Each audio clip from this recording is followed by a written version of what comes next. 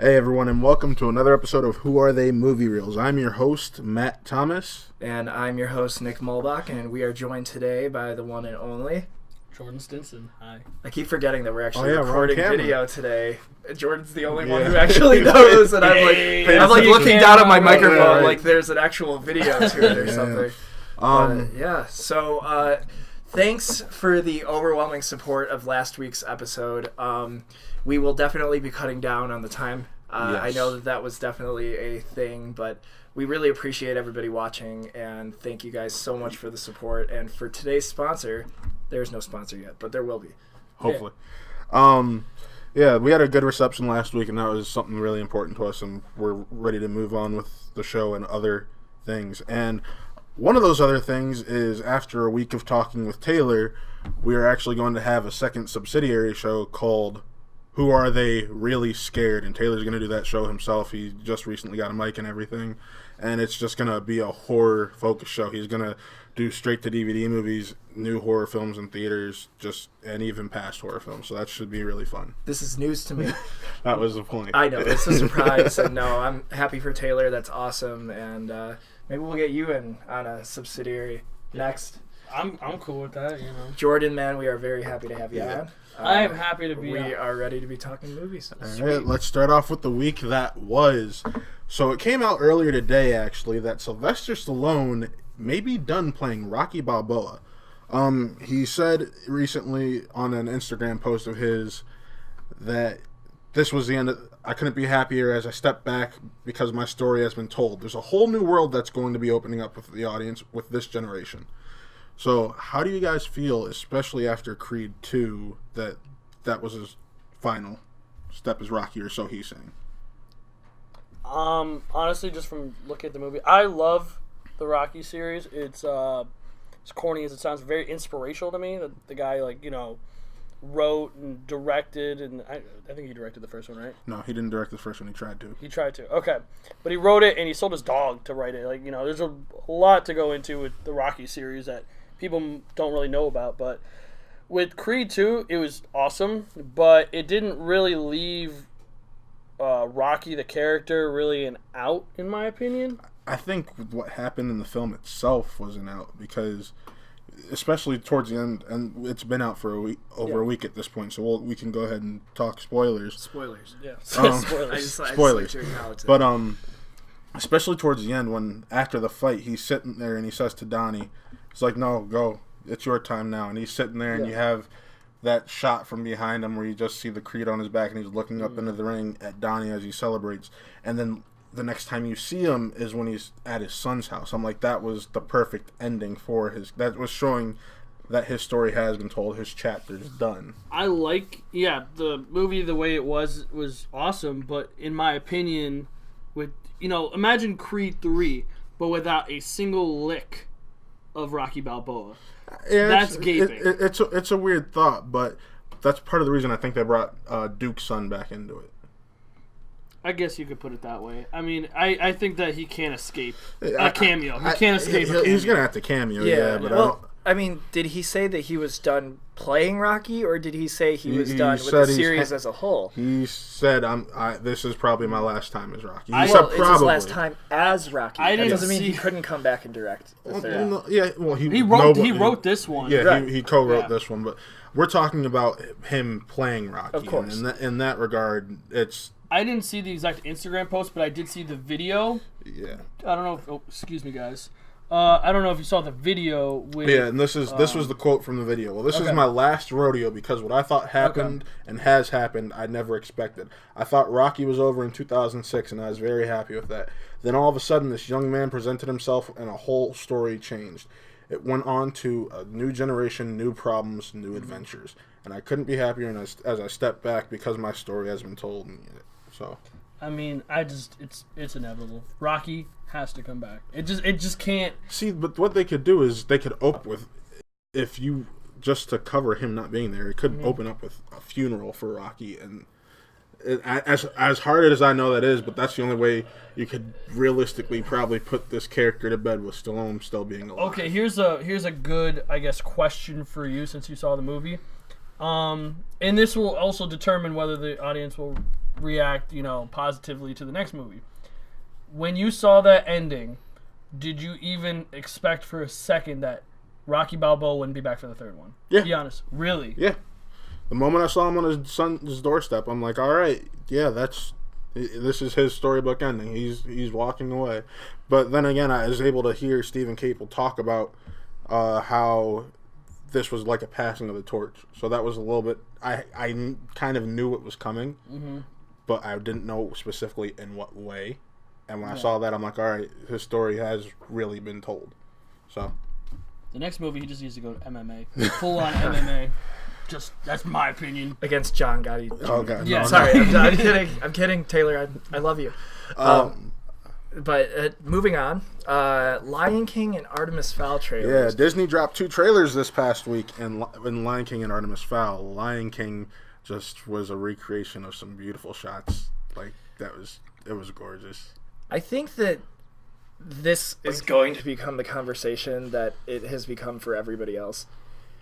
What do you guys classify this movie as? Because a lot of people, there's this whole live action reboot thing going on, but it's CGI. It's CGI, but so is the Jungle Book, and everyone called that a live action reboot when it only had 2 live action. And I wonder because people didn't really have a problem with it then, and now suddenly people are having a problem with this. I think what people need to realize is it's being classified as live action is because it's photorealistic. The animals look like the animals you'd see if you went to the zoo. Oh, of course. And I've noticed some people on Facebook have an issue with that. Like, it's still CGI. You can make them look like they did in the cartoon. It's like, no, that's not what this is about. It's about... That'd be ugly. Yeah. I saw some Photoshops earlier. It's not pretty.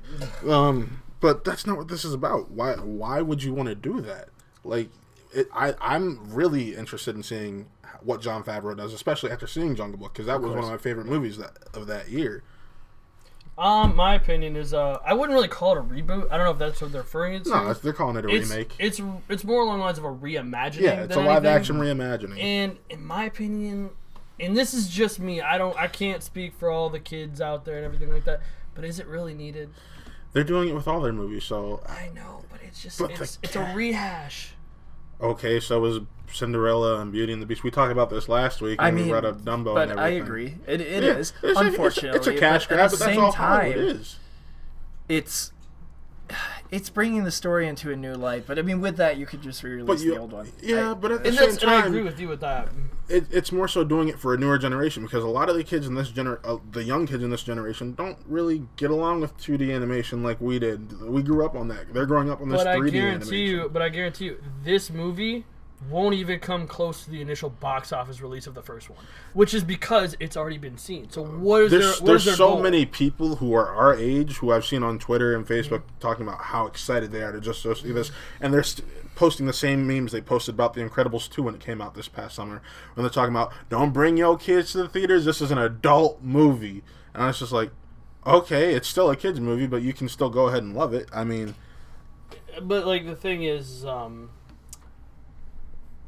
was I going to say? I was going to say, there's just no point, because, like, I would rather get original content from Disney or just a continuation of another franchise, but they're going to rehash something that's already been seen that will not reach the pinnacle of the original release. Like, what's the point of that? We don't know if it They're will spending or not. millions of dollars. John Favreau is one of the most underrated...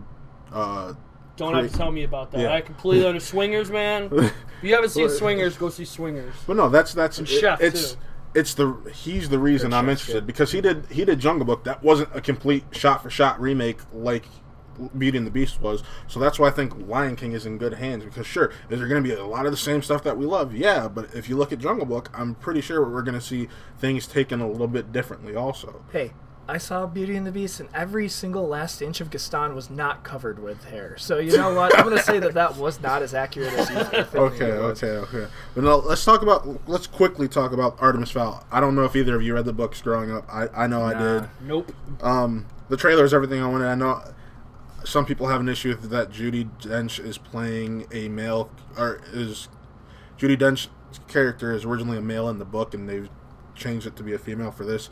I'm more worried about the Dame dying before this series gets finished out because that character survives quite a few books, and who knows how long the Dame has left. Hashtag pray for the Dame. I mean, the thing is, to me, is that like I just don't care. I mean, that's what it is. I mean, I have to know the books, and I know no, that. I honestly kind of agree with you, because this is like 10, 12 years past the time when Artemis Fowl was, popular. That's why if they're smart, they do a book tour first. Or an anniversary re-release or something. Or do one of those things like, how Blade Runner did it, and every other movie that keeps doing it. They do like little vignettes of, I guess, introducing the story online, YouTube, whatever, to really hype it up, because otherwise you don't really have a market, really. Right. You don't have a market for Artemis Fowl. That's nutcracker to me, and I didn't care about that. Well, it's also coming out in August, which is normally around the time when the dead times for film starts, and then it pops back up end of September or early October. Mm-hmm. So we'll see what happens there. But just some quick news we'll go over. Netflix announced a adaptation series of Roald Dahl's books, Charlie and the Chocolate Factory, the BFG, and they're all going to be animated. I was about to say, they got to be animated. Yeah, they're all going to be animated. If it's not animated, I don't want to see another Charlie and the Chocolate Factory movie. And to be honest with you, I am already kind of not caring about that because of the Charlie and the Chocolate Factory Tom and Jerry mashup. Don't watch it, because you will be severely disappointed. Are you a Johnny Depp fan or Gene Wilder? Oh, Gene Wilder. Gene Wilder's all right, thank you. Gene I'm on the right podcast. Gene Wilder's a better Willy Wonka, but the Tim Burton film's more faithful to the book. True. That's how I put it. That's why I enjoy them for their separate reasons. I can Willy Wonka and the Chocolate Factory, superior movie. If I feel like wanting to watch something that's very close to the book, that's when I go to the Tim Burton one. I can understand that. They also announced the Candyman remake. I know Taylor said he was going to talk about this a lot. I don't really know much about Candyman. I don't know if either of you do. Doesn't he have a whole bunch of bugs on him? Yeah, that's all I know. I think it's bees. I think it's bees and a hook. Bees and a hook or something like that. I don't know. I like who's behind it. Yeah, Jordan Peele. Jordan Peele made Get Out, and I can trust him after Get Out. So, he's producing it. Big news about that was that there's a woman director attached to it. He handpicked, and that's fantastic. I mean, I don't see it in here necessarily, but we could talk about that Ava DuVernay deal that she got $100 million from WB to... that's fantastic. I didn't even hear about this. Oh, yeah. Breaking news, apparently.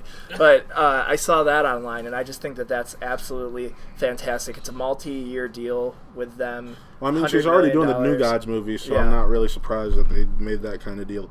Although A Wrinkle in Time wasn't the best, but that's not on her. That was more script issue. Rita Moreno, who played Anita in the original West Side Story, is actually coming back for Steven Spielberg's remake, and she will be playing, from what is being said, a version of the candy shop owner, whatever the soda shop owner. So that I thought was interesting, especially since she won the Academy Award for that movie. She better be able to do, I feel like. What's that song? I feel pretty. I feel pretty. I feel pretty. I'm not gonna get a movie. I think the movie's gonna be good. Yeah, it's interesting. I guarantee they're gonna put a modern spin on it. You can't go back. No, Spielberg's a huge fan. Whoa. He said it's gonna be that. That's a gamble. Yeah, in my opinion, it is. But Spielberg, he can pull it off. He's Spielberg, yeah. And isn't Ansel Elgort playing the lead? He's in talks, I think. I thought it was interesting. Yeah. I mean, especially after Baby Driver, he can sing. He can sing. He can sing. He's and he can a musical artist. Too. He has talent. I think that is gonna lend well to it. I don't really remember who they casted as the female lead, but I think it's a movie I could get behind. Overall, I don't see why it would be bad.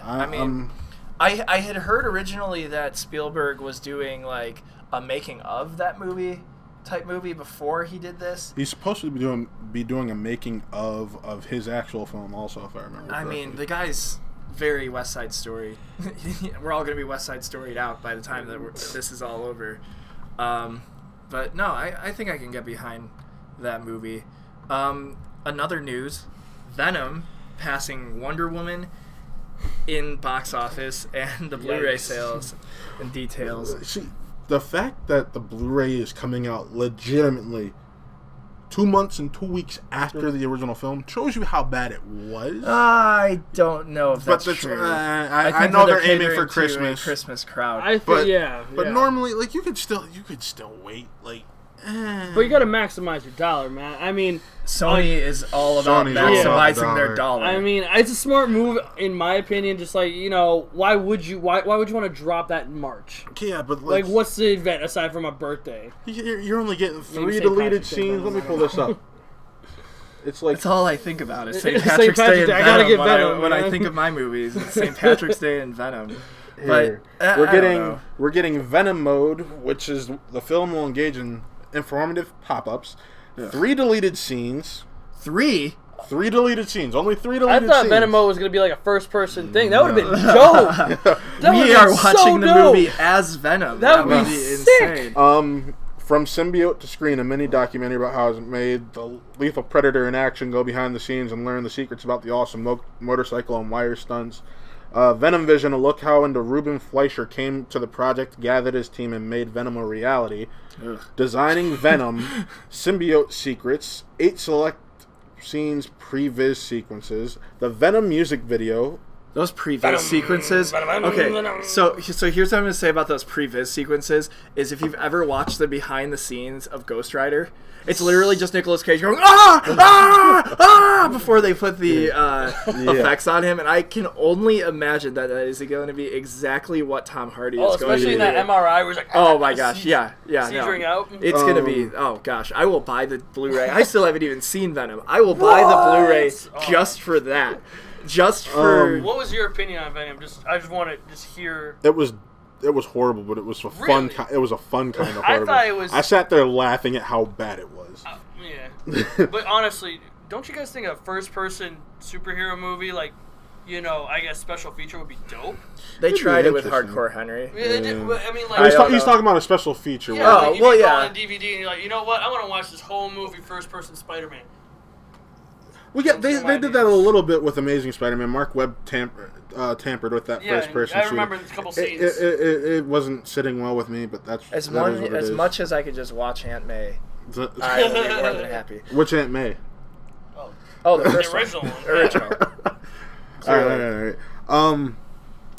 We also, besides Venom passing Wonder Woman and Blu-ray details, we also started getting some first reactions to a few films, and Aquaman and Spider-Man Into the Spider-Verse.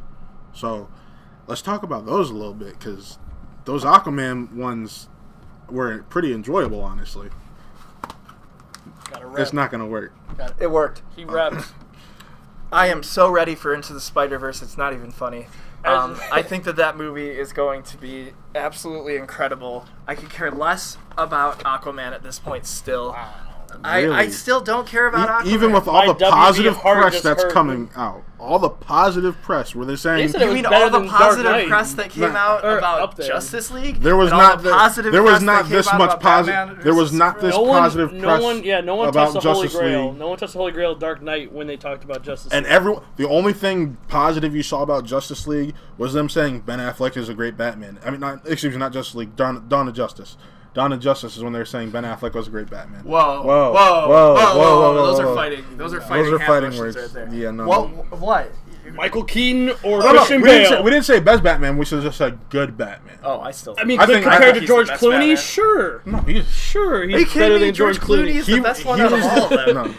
No. I thought personally Affleck was the epitome of Bruce Wayne and Batman, but we're not going to go there. But that's based off of what Batman they're basing it off of. They're basing it off of the... Should have been Oscar Isaac, so... We'll have a whole episode about that. Into the Spider-Verse, the reactions for that have been calling it a top-tier superhero film. Oh, I think that movie is going to be one of the best movies of the year. I just think that it's taking the best risks. That movie has such a distinctive style of animation. Yes. That movie has such a distinctive everything. And I think that it's going to play into that. I think it's got a top-notch voice cast. It's got a just top-notch everything, man. I've been looking forward to this movie before it even was announced, I feel They better keep rolling with it, though, because when it comes to animation, they're on the weaker spectrum compared to DC. And, I mean, they have all the title characters to make a great animated film. Spider-Verse. Apparently, they can use Peter Parker there. I don't really understand the deal. It's like a live action. And to be honest with you, now that Venom did so well, we're not going to see any more Tom Holland Spider-Man movies after his contract's up, unfortunately. Actually, he signed on for 6. They could throw him in the Sony universe if they dared to, and I hope they don't. It's gonna be terrible. So besides those, last but not least, we'll talk about the Kingsman prequel and the third Kingsman were announced. Kingsman prequel will actually be called Man King. The Man Who Would Be Kingsman. Close enough. Close enough. The Man Who Would Be Kingsman. All right. Personally, I love the first film. Second film's okay. I'm ready for a third, and it's nice that they've announced both a prequel and a third one. Well, the third one, Taron Egerton is not. No, it's the prequel. Everyone thought that he was. Yeah. Everyone thought the next Kingsman, because they didn't announce it was a prequel yet. And that's what's on the slate first. So this is going to be following what's his name? Firth. Colin Firth. No, this is supposed to be following the upbringing of Kingsman, like how Kingsman started. So that's what I found. Is this gonna be like a Knights of the Round Table movie, or like? That's what the Kingsmen are based off of. Oh, jeez. I don't know, King Arthur. I love that movie, but it did not do that well. Unfortunately. And then they announced the third one. Taron Egerton will be a part of that, and that's something I thought. That's all. And that matters he's talking about after that one, he's hoping that Eggsy becomes the Harry and takes on a mentor type role, and who knows, maybe they could. But I feel like Kingsman is such a franchise that's slept on. In my opinion, it is. I mean, second one I give you, it's hit or miss. But that first movie, one is that's a sucker punch to the face. That fight scene. Oh yeah, is POV, by the way. Oh my gosh. Even POV. No, kind of. But I'll give you it cuts back and forth, but no, it was one of the most epic fight scenes I've seen ever in my entire lifetime. I'll give it that. Yeah. But I'm really excited for this. I hope it does well, and I honestly, Kingsman is one of my favorite franchises currently. So, hey, real quick after this, we're gonna take a break. But let's talk box office, where Wreck-It Ralph scored $56 million over the 3-day weekend and $85 million over the 5-day holiday weekend. Creed with a solid $35 million for the 3-day weekend and $55 million for the holiday weekend. Those are the two new releases. Then followed by that, you have Dr. Seuss's The Grinch grossing $30 million. Hell yeah. Fantastic Shit, The Crimes of Grindelwald, grossing $29 million. Say fantastic shit. Yep, fantastic shit. It puts the grossing. That grossed $29 million, and rounding out the top 5 still is Bohemian Rhapsody. Is this the real life? But Fantastic Beasts took a 52% dive profit-wise. So, not surprising. Yeah, I mean, I think that the bad press didn't really help that. It's doing killer overseas. Bro, you can't get over my. It's almost tripled what it's done in the U.S. in the foreign market. It's got 300. Again, that doesn't surprise me at all because think about it. It's Harry Potter. I mean, I've seen the movie. It had a $2 million budget. Oh, I don't. If Suicide Squad can get crazy amounts of numbers, anything is possible. All right. But yeah, I mean, let's just. Nothing really surprises me. Yeah. I mean, Wreck-It Ralph. I figured it was going to open immensely. I still have to see that. I honestly didn't think it was going to beat Creed by that much. I thought it was going to be closer. Creed had a week. Creed had its week. And, I mean... No, they came out on the same day. Oh, I forgot about that. Really? It's a kid's movie. Yeah. It's a kid's movie. It's Disney, too. So. Yeah. It was Disney, families were out. But with how well the first Creed did, I expect... and how the Did reception, you forget about how Wreck-It Ralph did? Though? I remembered, but I was hoping that Creed would be able to overcome that, especially with how hyped you saw some people were for this one. I mean, I gotta admit, I like when it comes to Creed, which I love Creed, I like Wreck-It Ralph more. If someone gave me 2 movies, and I have a sister, I have 2 sisters too, so I have an excuse to go to the second movie.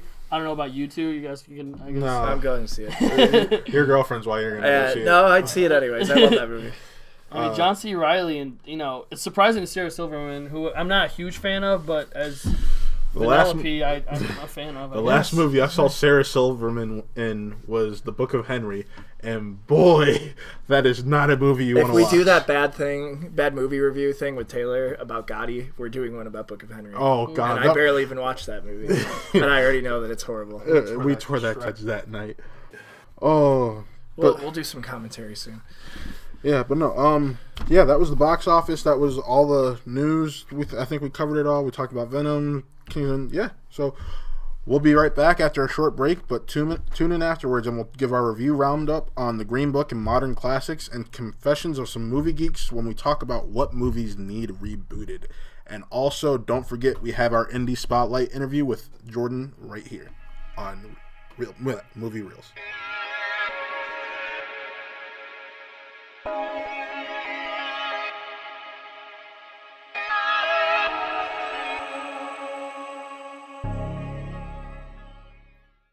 Hi, my name is Jordan. I'm the director of Pandemonium, and if you guys could check out our Pandemonium pages at Instagram, Pandemonium in the Land, and Facebook, Pandemonium, and check out our Indiegogo link in the descriptions to help donate and contribute to the movie. Thanks.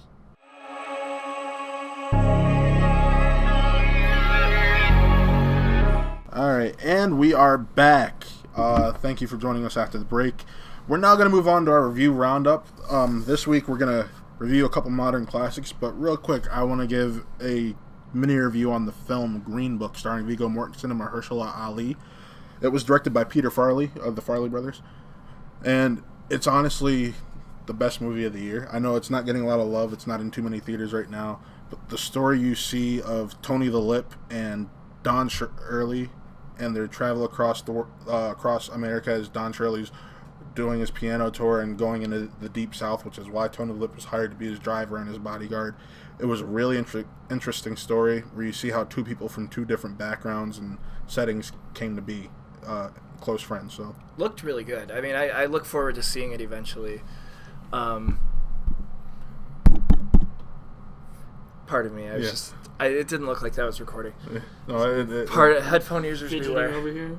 But no, it looked really good. I think that Mahershala Ali is definitely gonna get that best supporting actor nod for and what? Viggo will probably get best actor. And I mean, that's who he is. But I know I saw trailers for it. It looked amazing. One of my friends saw it. They said it was probably one of the best movies she's seen in the past 3 years. Yeah, it's up there. Yeah, so I'm excited to go see it. All right, well, I'm gonna let you guys take over this next discussion a little bit. We're gonna talk about some modern classics with a film that you guys both share as your favorite film. We're gonna start off with Pulp Fiction. Oh wow! I'll give you the floor first because I'm just gonna go. Okay, so for those of you guys who don't know me, I love Pulp Fiction, and I have a poster of Mia Wallace snorting heroin rolled up in my room right now, not hanging on my wall quite yet, but I will. That movie is so damn good. We were talking about Crash, which I hate to. Yeah. It is comparatively the way the story goes. Yeah. Different stories, all kind of having different connections to each other. Very out of order, but very good. The directing is fantastic. The acting is fantastic. So many quotes can be taken from that movie, whether it be Sam Jackson's monologue at the beginning or, Sam Jackson's monologue at the end. He's really is one of the standout performances in that movie, I'd say. Travolta's great. I love you, Uma Thurman, to death. And, yeah, just one of my favorite movies. I love Jimmy. Oh, yeah. Jimmy's so funny. But, yeah. You don't have to tell me how to get my fucking coffee. I'll let you take it away, Jordan, because I know you have some words. This movie was transcendent to me. I guess that's the only way to really describe it. I was always in love with movies growing up, and I love the entertainment factor. And I watched Reservoir Dogs first before I saw Pulp Fiction, and I loved it. I loved the style and the dialogue between the characters, and I'm like, yeah, I really feel that way. But then I saw Pulp Fiction, and I realized I didn't really know what filmmaking really was until I really watched that movie. Some people, I think they have two state of minds usually when watching a film, either from the I know that I'm watching a movie, or the people that get lost in it. I was the one that usually got lost in it, but this really took me out and really appreciated Tarantino for everything he's worth. And those actors, the way he can take a broken down actor, because at the time John Travolta was trash. People don't, most people don't really remember, but he was on the Battlestar Earth or something like that, or Battleground Earth or whatever, the Scientology movie. He was on a bit of a downslide. Yeah. Was that before that? Yeah. Really? Yeah. Oh, his career was, and then Tarantino took him, polished him off, and really kind of like, I guess, formulated around him. And the man, like, I mean, who doesn't love him? Yeah, he's fantastic in that movie. Sick. And then on top of that, just the dialogue alone, just like you said, with those monologues, they're killer. They're just, and the reason why they're killer is because, you know, you can really relate to those characters. And that kind of inspired me, you know, a little bit, a couple other movies, to write, you know, the movie that, you know, we're working on. Which we'll talk about in Yeah, a we'll little talk bit. about that. You know, sorry for the early plug here, but, you know, it definitely inspired me to do that type of stuff. And, you know, it's just incredible movie. Great. Number one. I know, number two for you. His number two, his number one is my number two. So. What would that be? Just well, I feel like we could actually scrap the other movie we were about to talk about and just go into this one. I like Inception, but man, I think we all actually could have a discussion on how Clerks impacted us. Yeah. I think it's some of the finest dialogue ever written. That's just me. Yeah, but I can agree to that. Retail is always fun, and working in retail, you just relate to a lot of what's going on in it. But how many times did we say I don't want to be here today? But you know, the characters in that movie are so memorable. It's inspirational on a new level to me because of the budget. You know, the guerrilla style. You go into there and you see the budget and you see what it made. $20,000. $20,000 of extremely hard work, and it's just, I love that movie. I could say the exact same. Like I said, it's my number two, just because Pulp Fiction is a little more spread out, but Clerks up there, man. It's inspirational for me that some guy like Kevin Smith, you know, drop out from, you know, film school, and he was a little arrogant, I guess, in my opinion, to like be like, you know what, I'm gonna go back home and I'm gonna make this dope movie, and people are gonna love it, and he did it. I mean, the man really just did it. And, for sure. You know, the way he's like, you know what, we don't have money, so we're going to just film it at my job and then make something incredible. I mean, not once do you think, like, you know, wow, this is terrible acting, or wow, you know, that's one of those movies I can get lost in. And, right, because it feels, the characters feel real. I mean, Jay and Silent Bob are extremely, they're relatable caricatures of what you would expect somebody like that to be, but and the funny thing is, there are people in our life who we can easily relate of to course. how they act. Maybe not the getting stoned all the time and selling drugs, but just the personalities. The personalities, it's fantastic, and it's like it's got a Seinfeld effect with those monologues. I mean, like the Death Star conversation has nothing to do with elevating the movie at all, but you get lost in it. Yep. It's crazy though, and then you actually feel like you have an opinion. Yeah. 37 dicks. Yeah, 37 dicks. Yeah. 37? No. My girlfriend sucked 37 dicks. The guy just wanted cigarettes. All right. And, and the guy in the bathroom. Oh, yeah. We got the, you know. Oh, wow. No, I just fuck myself.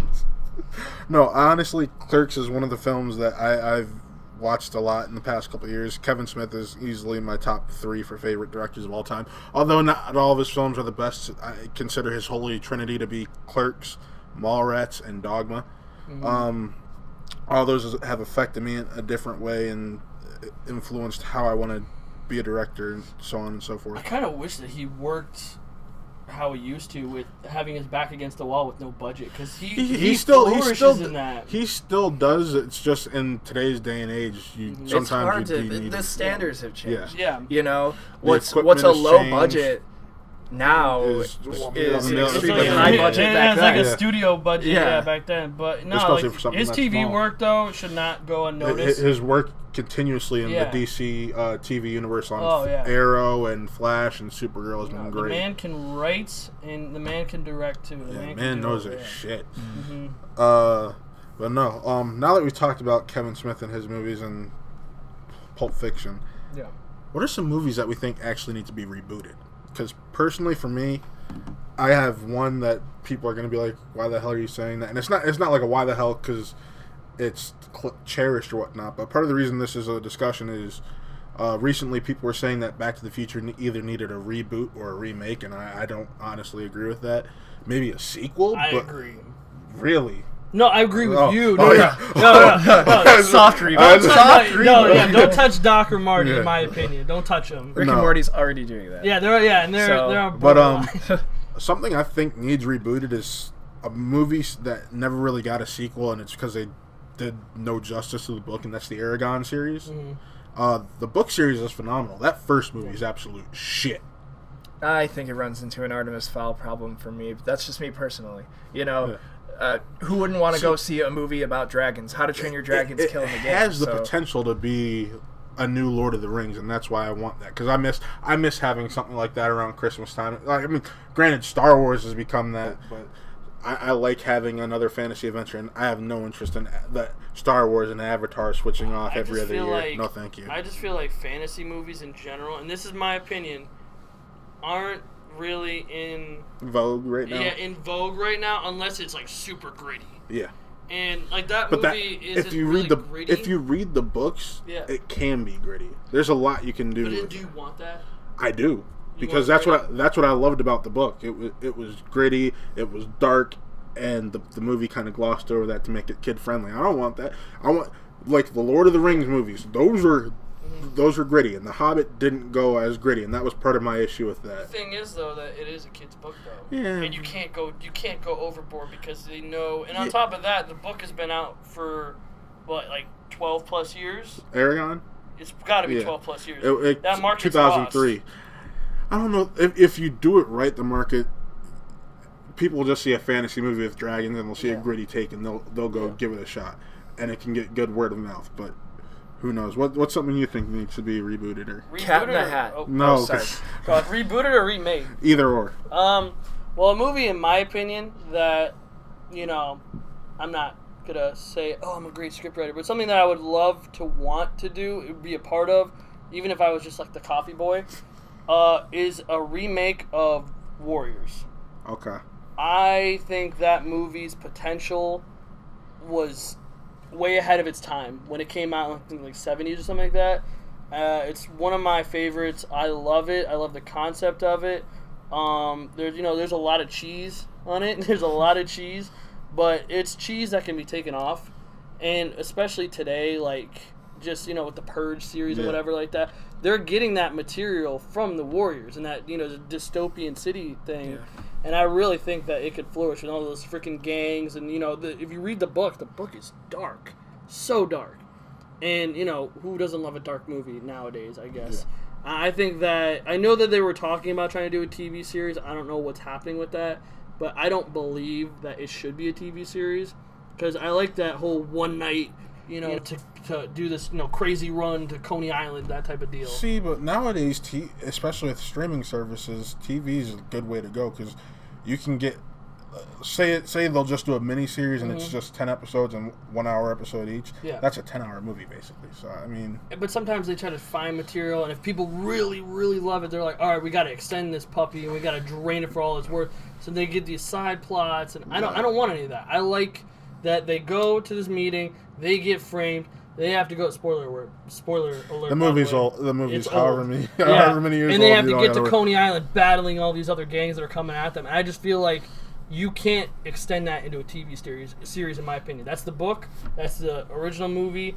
What are you gonna do with a TV series? I mean, if you do a mini series, that's why I said mini series. Yeah, mini series maybe, but like to me, mini series don't get the respect that a lot of them deserve. Yeah. Oh, and I just feel like that movie should be remained a movie. Right.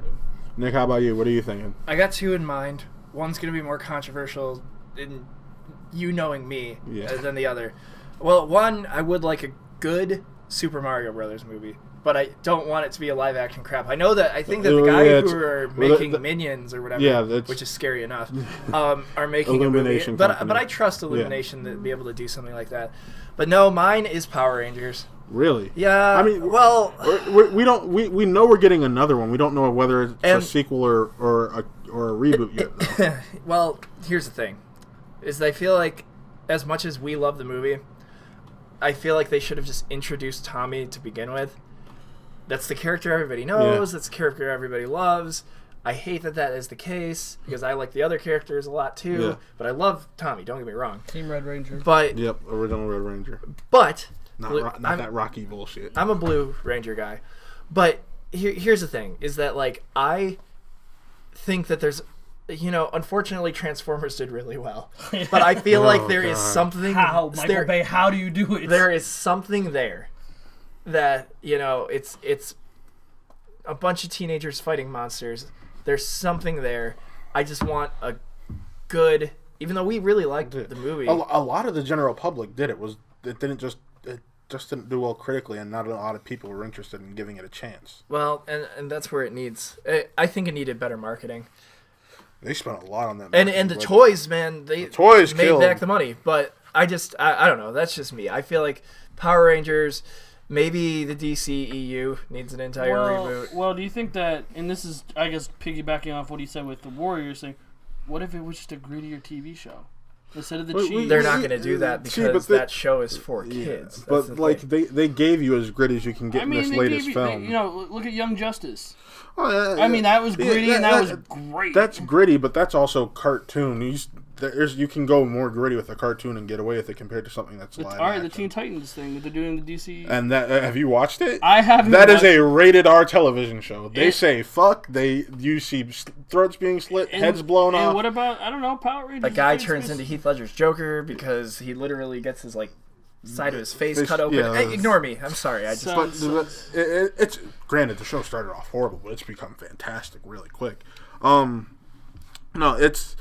Power Rangers, we got something similar to that, and it got movie. No, I wasn't even thinking about or that YouTube short, thing. that short that had Katie Sackhoff and what's his name from Dawson's Creek fame. Vanderbeek, James Vanderbeek. Yeah.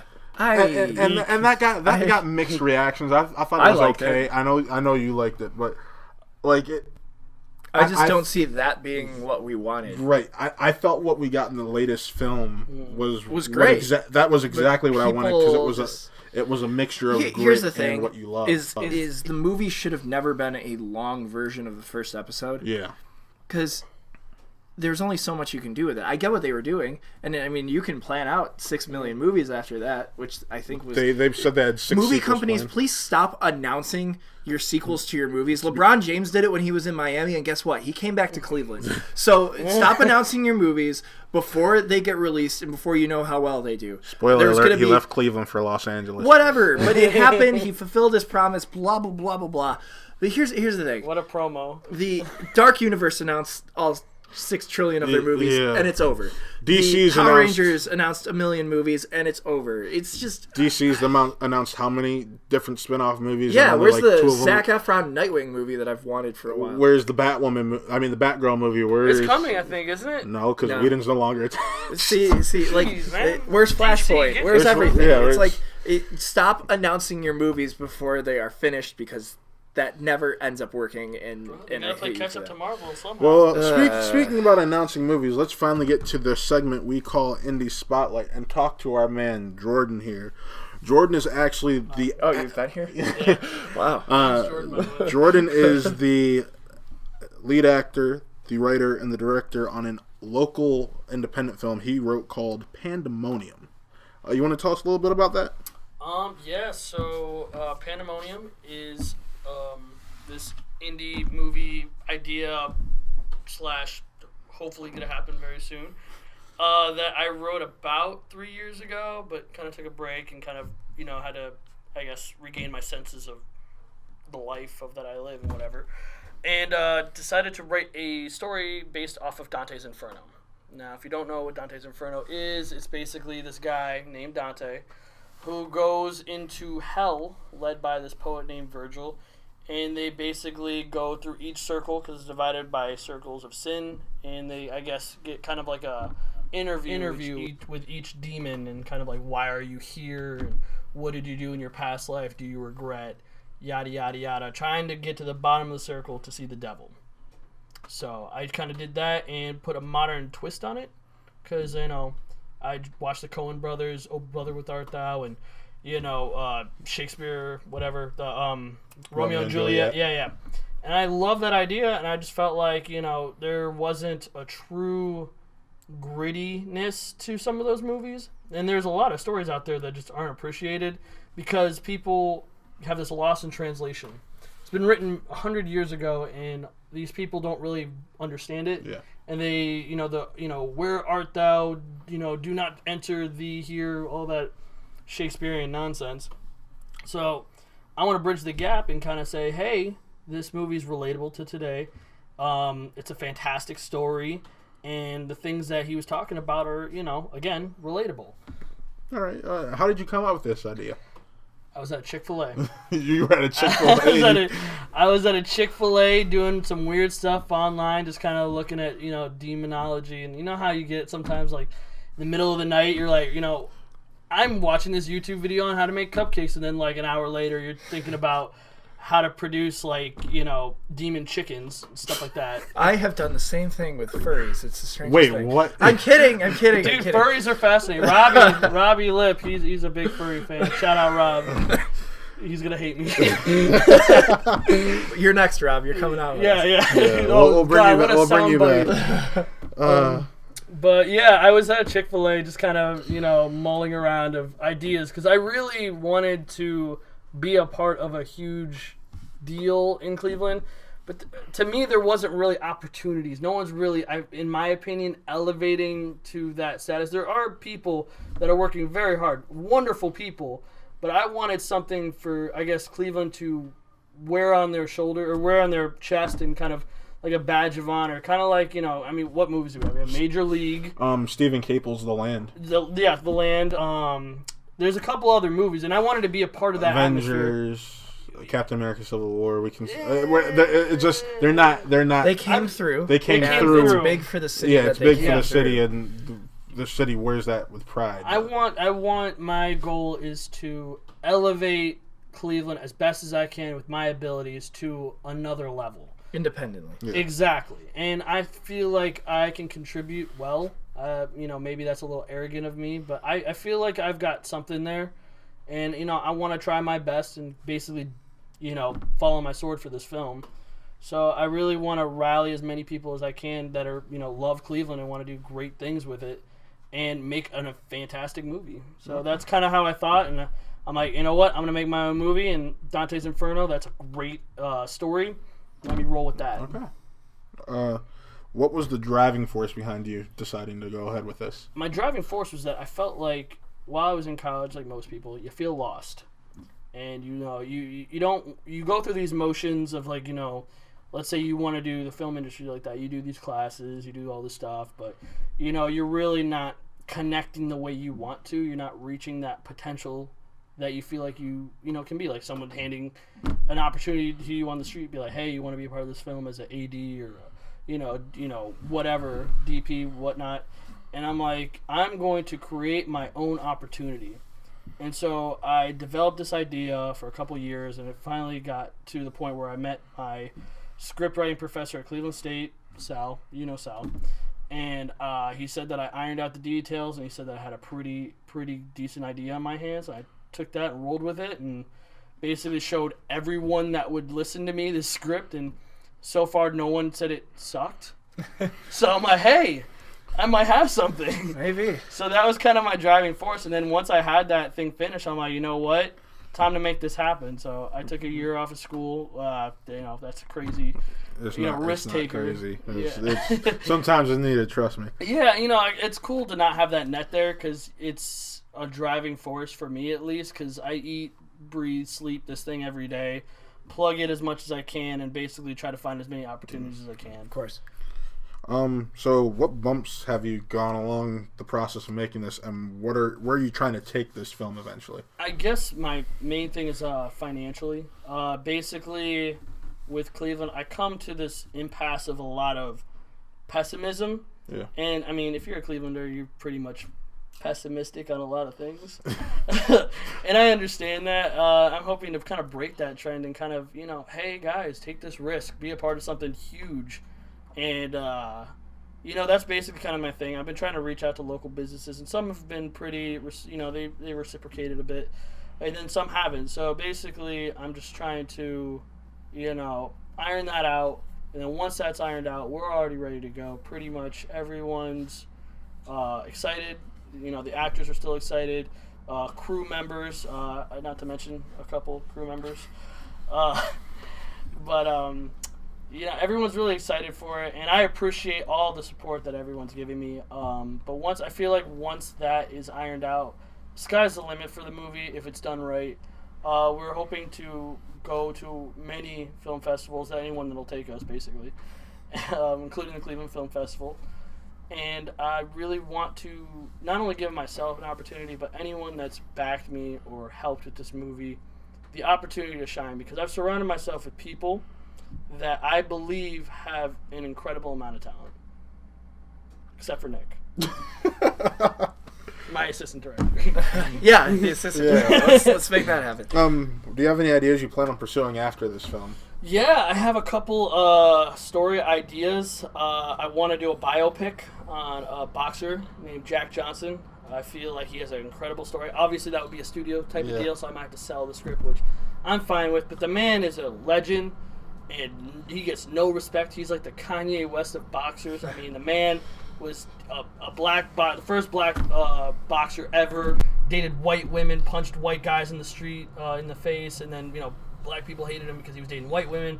White people hated him because he was dating white women. Like it was crazy, and I feel like that needs to be told. It's a TV series too, about basically based on my pizza making experiences and how retail, restaurant business is insane. I got a couple stories on that. So kind of like how Superstore is on NBC right now. I don't basically, know. Yeah, no, I've seen it. Yeah, basically, but I want to try to throw a little Sunny in Philadelphia kind of environment I can into understand it. that. Yeah, you want it to be more like an FX show. Yeah, it would need to be an FX HBO type of show to really sell it. All right.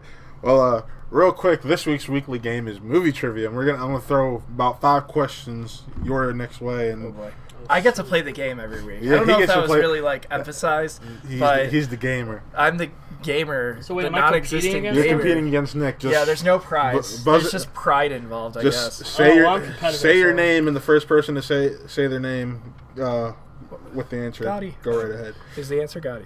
No. Oh. What war movie won Academy Award for Best Picture in 2009? Zero Dark 30? No. That's tough. Do we get a hint? What kind of war? No, it just says, which war movie? I jumped the gun with Zero Dark 30. 5, 4, 3. We suck. Oh, we suck so much. We suck pretty hard. The Hurt Locker. Damn it! That's what I was thinking.